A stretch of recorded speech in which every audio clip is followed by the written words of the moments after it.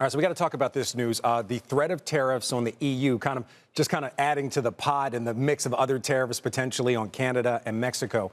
But still today, this morning, we're seeing the DAX trading at an all-time high, the FTSE at an all-time high. Do you think the tariff threat, is that already priced in the markets in Europe and other countries as well here in the U.S., or is there more headline threat at least when it comes to tariffs? So we would say that there is certainly more headline threat, especially in the overseas markets. But even in the U.S., we think that there's going to be a lot of uncertainty, not only with tariffs, but also with other policies that are going to be there, plus with inflation and rate cuts.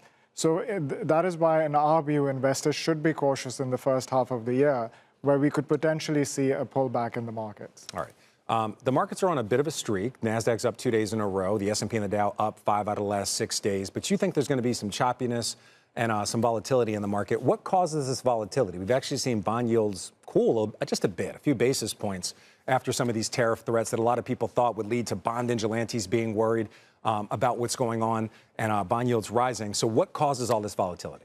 I think there's a lot of uncertainty, first of all, plus the market is also vulnerable to policy missteps. What's the uncertainty?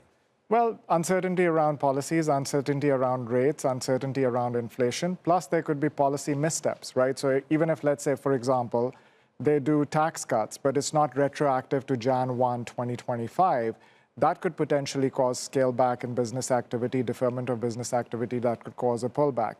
And so for that reason, we think that the momentum names are vulnerable over here, and investors should shift their focus away from momentum more towards the value parts of the market. All right. We got to talk about momentum, at least on the first trading day of this new administration. We saw industrials lead. Cyclical sector gained about 2% yesterday. A lot of that is based on the president saying he wants to see more manufacturing here in the U.S. So is that becoming a momentum trade, the idea of industrials, utilities, because we're going to need more power? We're obviously going to need more things built here in the U.S. to achieve the president's goal. Absolutely. Even if you look at utilities, for example, with this artificial intelligence that we are seeing, data centers, we expect that the power demand from data centers is going to triple over the next 3 years.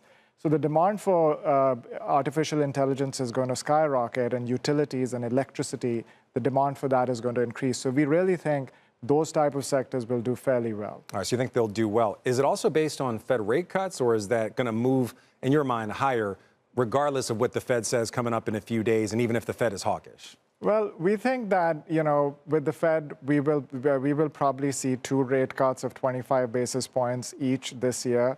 And the reason for that is that even though the tariffs are inflationary, we have other deflationary factors that are playing out as well. So, for example, we were talking about AI, productivity increases caused by that, reduction in government spending, which are deflationary. So for that reason, we think that the Fed stays on track with 2 rate cuts, and that'll be positive for the market. You're a bit more optimistic than everybody else. I think only one is being priced in. You also have a pick for us, the way to play this theme that you see with more industrial expansion and manufacturing expansion?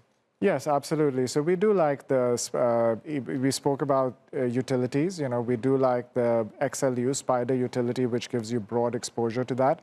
We also really like Eaton, which manufactures equipment that is used to manage and distribute power. So with the demand for electricity going up, the demand for their equipment will go up. So that company, we think, will do well.